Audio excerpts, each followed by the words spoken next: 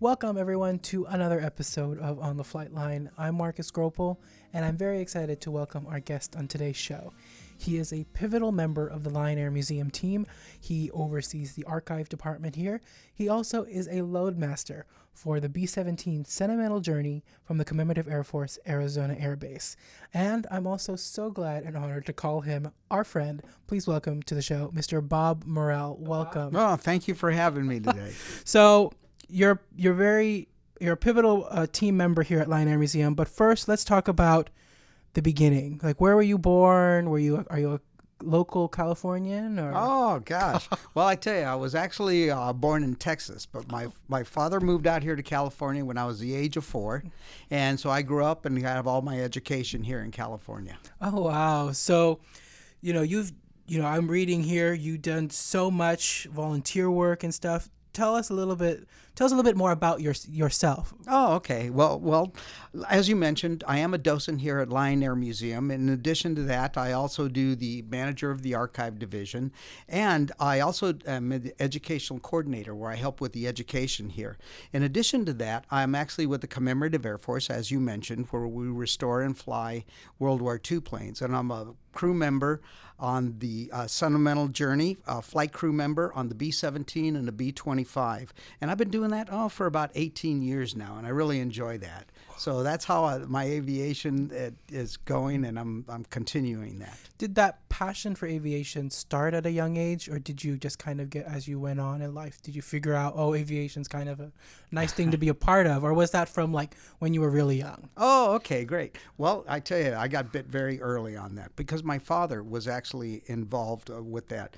First of all, I never had the privilege to serve, and I wish I did, but my father actually was in World War II, and he worked on the B-17s.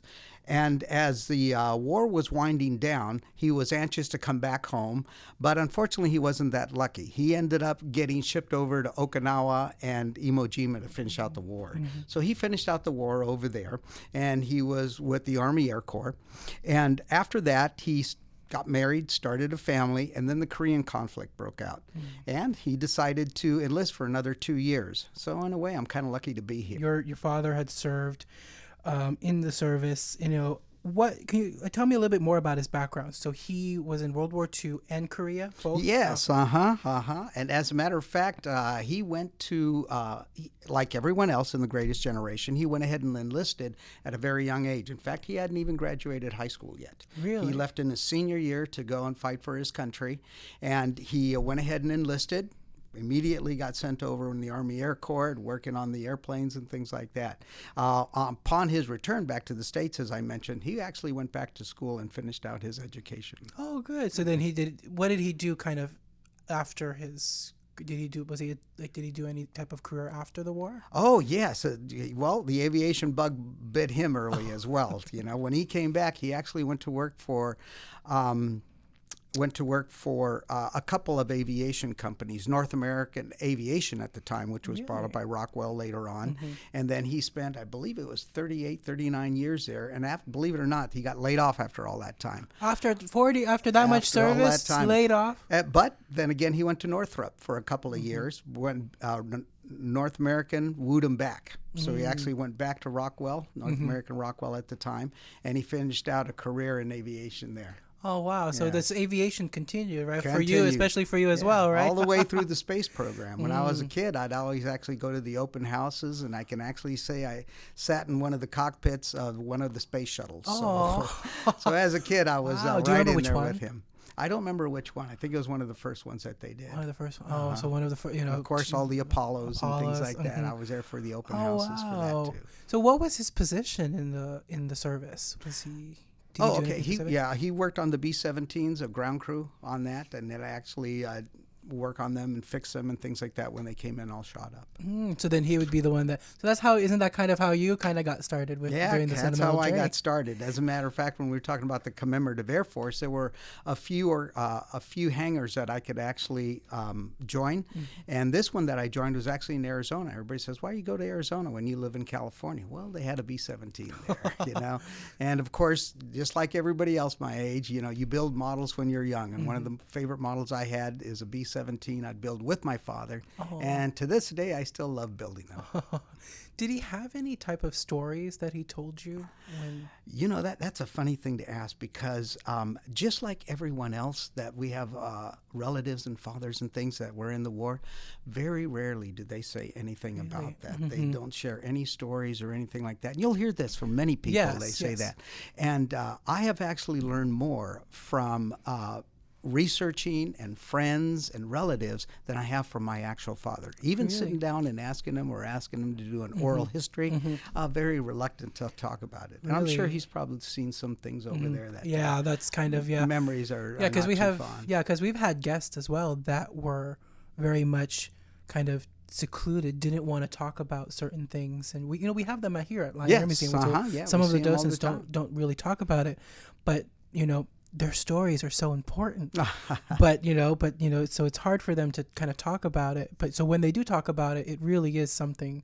It's a special story. Absolutely. Yeah. As a matter of fact, I've had the opportunity to ask someone, a veteran, a certain question or something that triggered something in them, and then they start telling me the story, a story or two about what they did or what circumstances they were, and it just so happens their relatives are with them, son or daughter or things like that, and they tell me the whole story, and I look over at the son and daughter, and their mouths are wide open, and say, we've never heard that. Really? Yeah. And I know, it's always a shock when they, so your dad was one of those where they would just be, would he talk about it though if you asked him, or would it be kind of just he would brush off the subject? Kind of brush off the subject. He really didn't. Yeah, I think in those theaters he was in, it wasn't a very pleasant experience for him. I think that. Sorry.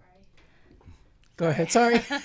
I think that you'll find a lot of docents that have kind of the same story as you. Steve Byers. I mean, he went through his life searching for his dad's story. His dad would never talk about it, and his dad was a turret gunner.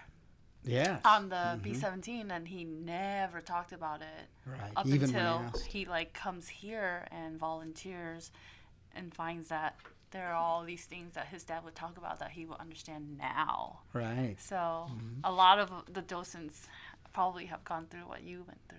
Yeah. Right. It's pretty cool. It's always that shock, right? When that you hear that story for the first time, you're like, never heard that at all while growing up and all that. By the way, that's producer Jade. Sorry, I don't think we've introduced you fully yet on the show. She's off camera, but yeah, that's our producer Jade there. Did your dad decide that he wanted to re-enlist into Korea War? Yes. He voluntarily re-enlisted. Right. And what did he do? In the Korean War? That's one thing I'm not exactly sure of. I know he was in Army Intelligence for a while, and he was actually in the MASH unit for a little while. But again, I haven't had the opportunity to really know exactly where he was based or what he did. We had a docent do a podcast here where Dan Oldwidge. I mean, he was in World War II, and then he got called back to Korea War and was POW for 3 years. Oh. Yeah, I don't know if there was any connection, such a small world, aviation. Yeah, when it comes to aviation, story. It's very small, tight-knit community, so it's everything together, coming together. It's quite interesting, the people you meet, I'm done. No, it's fine. Did he tell you kind of any special stories? Did your dad ever tell you those? Whoa, B-17 came in and it was just, this, what he fixed and all that. Did he ever tell you those types of stories? He never really told me a detailed story. He would make mention of one or two little things here and there when we were actually building the model, and something brought back. And one of them was, the side gunners on a B-17 when they would come in and all the shells were in between the ribs, how they would have to take shovels and shovel the shells out, the brass. But unfortunately, every time when you would shovel, once in a while, you'd find a body part along with that, something to that effect. Know that. So again, those sort of things jog those kind of memories that he probably doesn't say too much. Is your dad still with us currently at the moment? Yes, he's 92. He's still with us at 92, and as feisty as he was back then. Let me tell you. Oh wow! You get it from him. It always works like that. So let's talk about you. You've been part of. So when did you join Lyon Air Museum? Oh, great! I've been with Lyon Air Museum now for 5 years. A happy 5 years. 5 years. I enjoy doing what I do. Oh, so we have, I think, just a list of what you do here. You do the archive department and the school program. Let's talk a little bit about the archive. So kind of what that does for the museum and what people's items, kind of how that goes. So let's talk about how that process Well, is. great, and I'm so glad we are talking about that, because the archive, we do accept donations here, a variety of donations. We stick to the aviation when we can, but there are some things that come in, things too. And donations mean a lot to people. There are materials that come in that was from their loved ones, their relatives, their fathers, things to that effect. And what we do, we have a system of documenting and storing historical items. And we do research on those too. And we have a wide variety of items, all the way from parts to airplanes to individuals that we actually will document and have a collection of things during that wartime on that. And there are so many things that come in, and so many things tell so many stories, all the way from a little pin that was on someone's lapel of what they did, all the way up to an airplane part that was a historical plane at that particular time. So there's so much to tell and to do, but every item that comes in is meaningful. It's meaningful to the person donating, it's meaningful for the aviation community, and it's meaningful to us. Oh, I know I've seen some of the donations that come through, and these are really, really cool little items. Do you have like a favorite item that's from that archive? Yes, gosh. And I couldn't even pick a half a dozen of my favorites because there's so many, but one of them that stands out is it is a mahogany carved model of the flying wing made in 1930. It was actually custom made for Jack Northrop to do wind testing in the tunnels. It's got hinges on it, and it's a small scale, but it measures, I'd say, about 36-inch wingspan on it. But it was made specifically for Jack Northrop, and we actually have documentation for that. You know? I know I've seen it in person. There is a video on it as well. We have on our YouTube page. But so that's just so cool, because it is an exact scaled model. Right. And again, it was a historical purpose. It was made for him to do something with that flying wing. We have some that were donated for individuals, their life story, their pins, their ribbons, their uniforms, their pictures, things like that. And a veteran, it'll tell a whole story about a veteran. Recently, we just got a donation from someone that was actually in World War I. And we have a medal that was given to him in World War I. We have his flight helmet, the leather flight helmet. Really? Yeah, that was just recently. There was leather flight, so there really was no protection, right? It was just a leather. It was leather, just like you see in the movies. In the movies. Yes, Wow. Leather and goggles. Is that the first World War I item that you received? We have a few World War I items. Yeah. Because it's very hard to come by. Yeah, that is definitely hard to come by. Wow. But we have a wide variety of items, and we welcome them. Have you counted how many pieces you have? We have over 750 items that were donated to the Lyon Air Museum at this point, and growing. And growing. It still keeps going, right? Of course. It keeps growing. We just need a growing room to go with it. We'll knock a wall down. We'll try. We'll fix it. So you are also involved with the archive department, but you are also involved with the education of Lyon Air Museum's education program. Yes. And you've helped really square away, develop it, and make it what it is today, right? So tell us a little bit how you're educating the future aviators. Oh, okay, great. Twofold, really. The first of all is my commitment to the commemorative Air Force. I'm fortunate enough to be part of a flight crew to those bombers I mentioned, the B-17, B-25, and we tour the country from May through October. So I have an opportunity to go through cities throughout the country, and I've been them with about 18 years now doing that. And I've had a great opportunity to go out and meet people, meet veterans, people that lived during that time, historians, people that had relatives doing that. So I've had an opportunity to really get a full education of what it was like and who was doing what out there.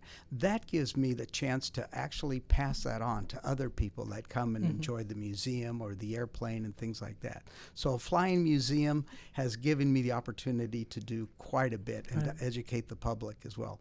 Every so often we'll get a relative, someone that has a relative that was in the war or flew in an airplane, and they really don't know what they did, or they didn't know the position they were in, or they didn't know what it was like. And we as docents have an opportunity opportunity to tell them what it was like based on what other veterans have told us, and tell them that their relative or father that had this position under these circumstances, under these conditions, and it just woos them. So we have a chance to pass that along on that. And it's different when you see it firsthand, especially like with the B-17. You see it in person, and you see that these are where the soldiers in the Air Force stood during that time, 35,000 feet in the air, really cold, in this tight little metal tube. Right. And for them to be able to experience that, hear those stories, it's really, it's a special meaning to those types of people. On that aspect. The other aspect I have is the Lyon Air Museum itself. We have a fantastic program here at Lyon Air Museum, twofold. The first one is, we deal exclusively with a school district here, a local school district here. And we have a program that involves other docents and stations, and we have over 2,000 students visit us just on that program alone. Throughout the school year. We also have an additional about 2,000 students come through our museum with other field trips, other schools, other districts. And again, we have very expert, educated docents that'll actually take them through and educate all these young people during that time. So we've had a chance to build on that, and it's continuing to build. We've had other organizations come to us and say, how do you do this and what do you do? And we've had an opportunity to show them and shine. But that is one of our major, and my personal major passion as well, is to educate not only the public, but to educate and inspire young people as well. Anything else you wanted to add for that education for Lyon Air Museum? Yeah, you know what? On the education part, one of my major goals, and our major goal really, is to inspire, to set goals, to do things to acquire those goals. And when we talk about inspiring, it's not only just students, but it's young people. It's other people that get involved. To actually spark interest and get people going on different things. And it doesn't necessarily have to be aviation, but it's exciting and get them excited about that. One of the things I love to share with students especially is the women's role during World War II. Because we don't think about that much. But when you think about that, is that if you look at women's role during that particular time, they went way out of what they normally do. They took on roles they never took on before. They went into workforce and became doctors and lawyers, factory workers. There were women that built airplanes, tanks, and subjected to the war effort on that. We had women pilots. Women pilots would ferry different aircraft to different parts of the country so the men could actually take those into war. So they weren't specialized in one aircraft. They had to get multi-aircraft classifications on that. And they developed the WASP program, which was very famous during World War II. As a matter of fact, the one story I really love to tell the students to inspire them that there are things that they can do is the B-29 story, where there were actually two women that were specifically trained on a B-29 to fly to different parts of the countries and to show the men that were leery about flying that plane because of the problems that it had early in its development, that it was a safe and reliable plane. And these pilots would see those women flying and say, we can do that. And I can't tell you how many times students, the girl students, faces light up. And just like Rosie the Riveter said at one time, we can do it. Yes. And it's inspiring for them because they, absolutely, it's especially at the ages that, we have the school kids coming, it's at a time when they don't know really what they want to do yet. And they're still trying to think about so it opens up that kind of new door and with that passion for aviation. Right. So it's interesting to see, because I've sat in a couple of those school tours as well, and to see the kids, be excited to know, and keep that history going. I think that's what I think is the best message to send when they leave Lyon. Absolutely. And all it takes is a word or two to spark it, And it isn't even just all students. I mean, it could be someone walking into the museum and one of our docents or one of our veterans are talking to them, and it's that one sentence or that one word that it clicks for them and it inspires them, and you can just see it in their eyes lighting that fire. And again, setting goals, working toward those goals and accomplishing your goals and getting your dreams. So that's a big part of education. A couple had come into the museum. They're about, I think, 17, 18, 16 or something like that. And they say, oh, I had come here when I was in middle school for a school tour. And I was like, oh, that's really cool. We're talking. And he's like, yeah, I'm now getting my pilot's license. Oh. And I was like, oh, was there anything that inspired you? And they're like, oh, it was the program when they went around to those 4 different stations. It inspired him to get his pilot's license. So for you to know that the education program is working, it's inspiring people. Works. So it's nice to see it, because they were once, 10-year-olds, 9-year-olds or something like that in middle school. And for them now, they finally chose their path to go get a pilot's license and fly commercial airplanes or something like that. So just to let you know that, it is working. People are inspired. I think it helps our docents too. It gives our docent a purpose to come in And share their stories and be excited and about be helping proud other of that. people. So As they should. works both ways.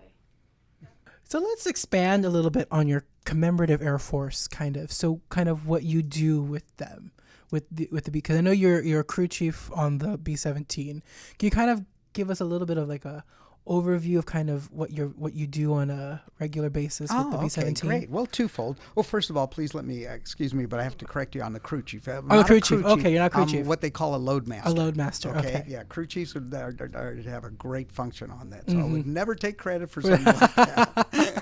But there's 2 things I do with the commemorative Air Force. First, when I mentioned I was on the flight crew, I'm on the flight crew as a load master. And what a load master does, I brief the passengers. We have revenue flights where passengers can buy a ride on a B-17 or a B-25 or other aircraft, but I'm classified on both of those. And they'll buy seats. So my job would to be keep them safe in the air. But also, too, I brief the passengers on that, keep them safe in the air. They do get to actually move around in flight. But I'm also a trained observer in the back of the plane too, looking for smoke in the engines, oil, any aircraft coming near, call out different things, constantly on the headphones, listening to the pilots and the crew chief, calling up the gear, things to that effect. So I have dual function on that. So I'm a trained flight crew member on that. We get trained every year. We go out on tour every year. I'll do anywhere from 2 to 4 to 5 tours a summer on those airplanes. Long weekends, aren't they? Yes, and a tour will consist of 2 to 4 weeks. So you sign up 2 to 4 weeks and do those. Oh, that's interesting. I'm in the air as much as I can. That's good though, right? You get to continue. Absolutely. The other thing I do is I'm a ground crew coordinator, and what that entails is that we have a ground crew as well as a flight crew, and all the logistics that go to that: hotels, cars, museums, oil, fuel, all those things have to be coordinated, and I'm going to be a lead coordinator for that. So when we reach a site for a week or 2, then all those things I help coordinate all that. They are set up in advance through contracts, but I actually on the ground make sure all that happens. So you're kind of like that day of person when they gotta go. Everything has to go right. I'm the go-to guy, and we have a variety of those. I also am responsible for training those people as well. So we have a crew of about 22 of those ground crew coordinators that we have, and I run a school for them, and I train them and send them out as well. Oh wow! So then you're continuing everything. Yeah, coordinate the coordinators. Wow. So you've been here now for 5 years. Have you had any type of story that really inspired you, whoever you met through our doors here? Oh gosh, there are so many stories. There are just so many people that have come by and done some things, both here at the Commemorative Air Force and the Lyon Air Museum. It's hard to pick one, but one does really stand out to me, and it was at the Commemorative Air Force. Actually, I was working on with the B-25. We were out on tour, and we had people that come by and see the aircraft and do rides. And we happened to sell. We had a ride set up, and the plane wasn't full. Anyway, we had this gentleman come out on a walker with his family, World War II veteran. He was on a B-25, and he went to tell me a story about it and things. And of course, you listen, you're all excited about that, and his family's there listening as well. And he told me this story that about he was on a B-25. He was flying what they call the hump, over in China, the delivering cargo and things, and through the Himalaya mountains. And he was a navigator. and they were starting to lose an engine on a B-25. You only have two of them. Two of them, yeah. So they were in trouble. And the pilot said to him, find a place for me to land. Get me out of this thing. And it was all on him. Really? And he got thinking, gosh, what do I do? And he's out with the maps and doing this and that and doing his best. Finally, he finds something, tells the pilot that it's going to be risky, you know. But they went ahead and went for it. And he was telling me that on those way down, he was praying. And he said, God, if you get me out of this, I will never get in an aircraft again. So, long story short, they made it. They landed all safe, all survived, you know. And he held to his word. His family told me that he never got on a commercial aircraft or anything his entire life. And he was in his 90s at this point. And all the places they travel, all the things he did, he went by car. Would never get on an airplane, you know. And pilot came up to me and says, we're getting ready to go, you know. I said, okay. And I took a look at the manifest and I said, oh, I got an empty seat.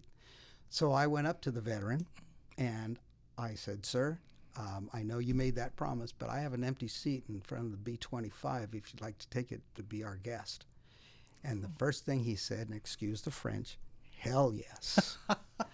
And his family's jaws just dropped. Oh. And by gosh, he got on that B-17 and we took him for a ride. Oh, Probably his farewell last ride, but it was first and foremost since the war. Oh. But we got him on a B-25 and got him around and down safely.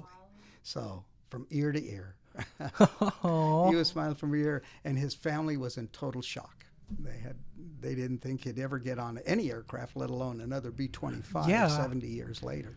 Wow. So, but to see their faces, it's so different because oh, you see it in their eyes that uh-huh. they haven't been on a plane like this in forever. Yeah. And for them to come up to bring back the memories of what it was when they were there. The sound, the feel, sound, the smell, all of those things. It's all unique and very specific. Like you can't describe it because it's, you know, and really, you know, I recommend really if you want to experience history to take a flight on a plane like that because it really is once in a lifetime. And I think, you know, it's different and you know it's not your commercial airplane. It's so different, and you see it, you hear it, everything is, you know, you feel everything. Yeah. We had the opportunity to go with Bob on the B-17 Sentimental Journey about a month ago. Yeah. And sure that did. was just unexplainable. Yeah. To think those guys did that when they were like 16, 17. Yeah, but You know, 18, 19 years it's old. I just- mean, at 22, a pilot of piloting a B-17 with 10, responsible for 10 crew members. I mean, us kids when we were 21, we were not doing that. You know, so that's why they were called like the greatest generation because. And you're doing a lot to preserve that greatest generation too by doing what you do with the B-17 and what you're doing here, preserving that for the future aviators. It really is, you know. Going back to the ride. It is a once in a lifetime thing, and there's no words to describe how the feeling it was to hear those four engines start up. And here we are, all of us. We think about that, and we experience that, and we say what it was like. Just imagine the veterans that I do get those rides. To them, it brings them back to where they were. It's real to them. That gentleman we just talked about right now, I'm sure when he was in the air, he was back in the Himalayas. You know, so those guys, it was very real to them. It brings back some reality. Was it the Himalayas where the hump was? Yes, they flew over those to get some. The C-47, the hump. Yeah. Those are some crazy stories. Yes, I know. Very dangerous. If you're a pilot and know how to pilot that, it's extremely dangerous. Yeah. Especially in that area too. The weather, the elevation, the air, all those things. Wow. Crazy. You mentioned one thing. You Yes. mentioned the greatest generation. Now, I'd like to just comment on that here because one of the things we do, all of us as docents and museums in the aviation community, the warbird community as a whole, is we honor the greatest generation. But when we say greatest generation, we don't exactly mean just veterans themselves. You know, when you think of a greatest generation, we get that term a lot. It really is truly a generation that was great because you had sons, you had mothers, you had fathers, you had even children that had to get more independent because their fathers were off to war and mothers were in factories. So you had everyone for one cause. If you ever had the opportunity to speak to someone that lived that generation, who's in their 90s now, I encourage you to do so, because you're going to hear some amazing stories, not only just from the combat or from the field, but stories of what it was like here at the home front, what we had to do. What was it like being a kid growing up during that time when father's off and mother's in factories, and your school is different. They teach you very different things, and you're doing different things for the war effort. What was it really like to live in another country, maybe one of the countries that was going through the war-torn things? So the whole generation itself is what we're talking about here. And what's amazing to me when I'm out there or here at Lyon Air Museum on the floor talking to people, and I get the opportunity and the privilege to talk to these people, is that everyone I talk to in that generation doesn't consider themselves as heroes. You hear that all the time. Yes. They said, oh, it's just a job. You know, it was something we had to do at the time, and we did it. You know, everyone pulled together and did that, but none of them ever think themselves as heroes. Yes. And that's unique. That's unique, and that's why I think that we should preserve and continue not only to honor but to educate about that generation, that time in history, of all those things. Not only the sacrifices and the lives and things that they went through, but what it means to us today and what it means to us in the future. Very good point, I think. Yeah. What do you see as far as the future for preserving the greatest generation? Oh, gosh. You know, it's a challenge. It's a challenge now, because not only are we losing those people in the greatest generation who are in their 90s and things like that, but the sons and the sons and daughters they have, which are now baby boomers, you know, are getting older, and they're more declining in health and things like that, and they're trying to preserve it as much as they can. Younger generations on that, because of today's technology, may not be as interested in the beginning of it, but it's our responsibility to continue that education and to hand it down, and hopefully it handed down in different aspects of it, and for them not only to enjoy what we have today, including our freedom, but to keep developing and building on that, because they sacrificed a lot for us. It's our responsibility to continue that. That's what we try to do here at the museum. Every day we live it. Keep the greatest generation alive. You know, and yeah, the goal every time that like a kid walks through the museum is always for them to leave with something more than what they came in with. Yes. Yeah. So Absolutely. Definitely. That's the goal. and you know, we are losing our veterans, you know, our World War II guys, fortunately, but you know, the ones that we still have, their stories always are amazing to listen to. Amazing. And you know, it's hard, you know, one day, you know, we won't be able to say, you know, to see them anymore, and I think that's going to be a sad day, you know, kind of. It's our mission, though. Yeah. It's our mission. Our mission to keep it going. Yes, we'll keep it going. We'll make sure it keeps going. Oh, I hope. So in summary, I got to say, I love what I do here at Lyon Air Museum and with the Commemorative Air Force, to honor, to educate, and to inspire. And I think we should all have that as a goal as well. Oh. Yeah, you know, before we end the show, you know, I just wanted to thank you really for everything that you've done for the museum. Oh, well. And of course, you know, preserving that greatest generation, keeping it going for our future aviators. And you know, me, Jade, and the whole team, you know, they're so thankful to have you on board, you know. How do we get so lucky to have you, you know, and join us in all this craziness that we do here? I got to tell you, it's a privilege. I think the shoe's on the other foot. I'm very happy to be here. And I'm really glad I have the opportunity for you to have me here. Oh, and we're glad. I'm glad that you know, took the time out of your busy schedule, really, because I know you're flying right to Arizona. Or going out to Arizona really soon. Yep. And you know, make time out of your busy schedule to come over and talk with us. So it's really, I really thank you for that. Thanks so much for joining us on this episode. If you like what you heard, don't forget to subscribe on all your favorite apps. This has been Marcus Gropl with On the Flight Line. Till we meet again, and blue skies to you.